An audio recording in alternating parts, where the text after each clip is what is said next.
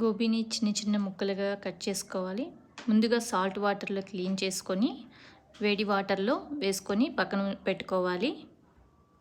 వేరే బౌల్లో 2 spoons cornflour, 1 spoon బియ్యం పిండి, 1 స్పూన్ మైదా వేసుకొని కలుపుకోవాలి.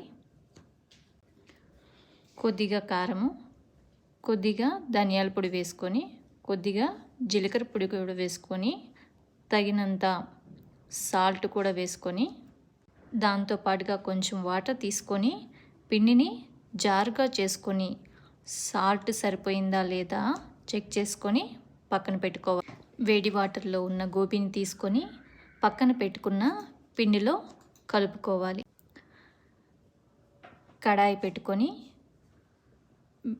వేడి నూనెలో ఈ గోబీని వేసుకొని బ్రౌన్ కలర్ వచ్చేంత వరకు ఫ్రై చేసుకోవాలి. అదే కడాయిలో సన్నగా తరిగిన అల్లము, 1 స్పూన్ సోయా సాసు, 2 స్పూన్లు టమోటా సాస్ వేసుకొని కలుపుకోవాలి. ఆ తర్వాత వాటర్లో కలిపిన కార్న్ఫ్లోరు మిశ్రమం కూడా కొద్దిగా వేసుకొని ఫ్రై చేయండి.